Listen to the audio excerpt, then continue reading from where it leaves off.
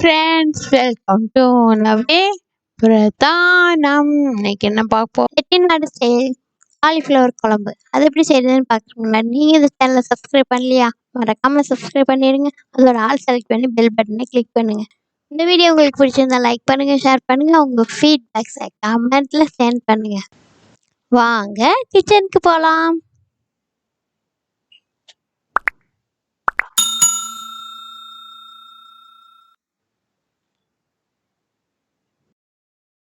நம்ம அரைக்க தேவையானதெல்லாம் போட்டு சேர்த்துக்கலாம்.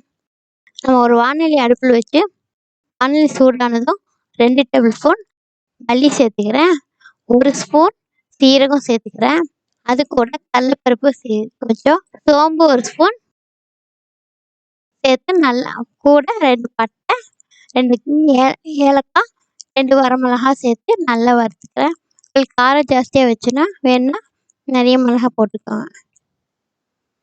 நல்லா ரோஸ்ட் பண்ணி கோல்டன் ப்ரௌன் மாதிரி நல்லா வறுபடணும். நல்லா மணம் வரும்.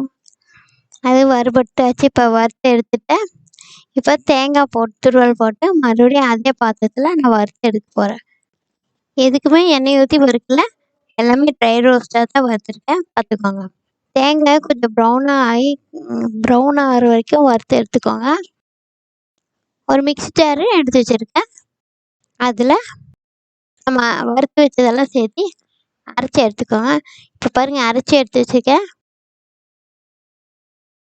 நல்லா நைஸாக அரைச்சி எடுத்துக்கோங்க. முதல்ல மிக்சியில் அரைச்சிட்டு அப்புறம் தண்ணி ஊற்றி அரைச்சிக்கோங்க.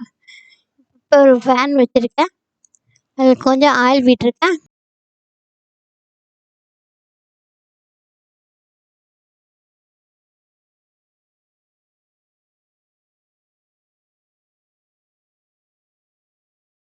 ஆயில் காய்ஞ்சதும் அதுக்கு கடுகு சேர்த்துக்கிறேன். அதில் கருவேப்பிலை சேர்த்துக்கிறேன். அடுத்தது அதில் பொடியை கட் பண்ணி வச்சுக்க 1 கப் சின்ன வெங்காயத்தை சேர்த்துக்கிறேன். நல்லா வதக்கிட்டு, இப்போ சின்ன வெங்காயம் நல்லா வதக்கிட்டு பாருங்க. நான் ஆப்பிள் தக்காளி சேர்த்துக்கிறேன். 1 இல்லை 2 சின்ன தக்காளி இருந்தால் 2, பெரிய தக்காளி இருந்தால் 1 போட்டால் போதும். நான் ஆப்பிள் தக்காளி தான் போட்டிருக்கேன். அதுக்கு தேவையான அளவு உப்பு சேர்த்து நல்லா வதக்கிக்கோங்க.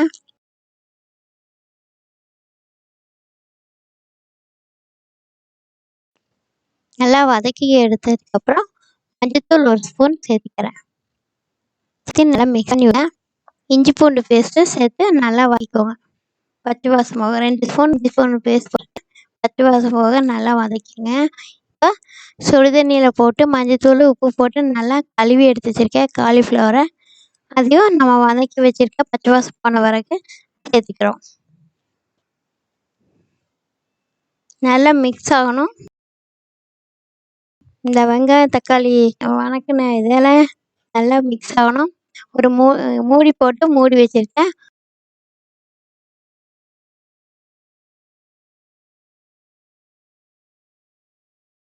ஒரு 5 நிமிஷம் நல்லா அதிலே மிக்ஸ் ஆகி கொஞ்சம் கோட்டாகி இதாகட்டும்.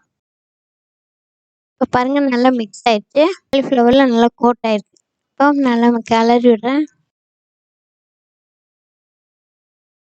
இப்போது நம்ம அரைச்சி வச்சுருக்க மசாலாவை அதில் சேர்த்துக்கிறோம்.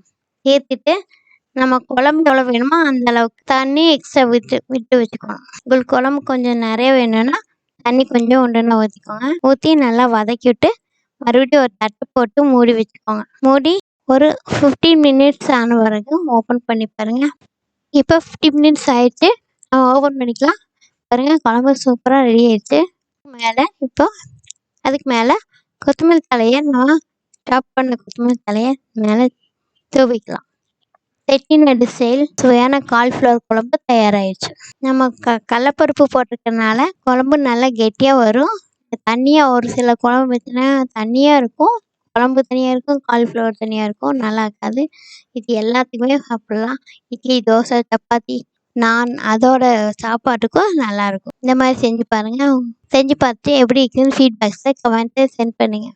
உங்களுக்கு பிடிச்சிருந்தா லைக் பண்ணுங்கள், ஷேர் பண்ணுங்கள், மறக்காமல் சப்ஸ்கிரைப் பண்ணிடுங்க. அடுத்தது நம்ம வீடியோஸ்க்கு வந்து கமெண்ட்ஸ் எல்லாம் படிக்க போகிறோம். ஜிஆர்பி சமையல்ங்கிறவங்க நம்ம முட்டை குழம்பு ப்ரிப்பரேஷன் சூப்பராக இருக்குது சிஸ்டர்ன்னு சொல்லியிருக்காங்க. Thank you sister. அடுத்து கலர் பேப்பருங்கிறவங்க வாவ் சூப்பர் கீப் ராக்கிங்கிறாங்க. நம்ம நாட்டுக்கோழி குழம்ப பார்த்துட்டு தேங்க்யூ. அதே நாட்டுக்கோழி குழம்பு வீடியோ பார்த்துட்டு ரொம்ப ரொம்ப அருமையாக இருக்குன்னு சிஸ்டர்னு ஜிஆர்பி சமையல்ங்கிறவங்களே சொல்லியிருக்காங்க. தேங்க்யூ. நீங்களும் இந்த வீடியோலாம் பார்க்கலன்னா பார்த்துட்டு எப்படி இருக்குன்னு கமெண்ட்டில் சென்ட் பண்ணுங்கள்.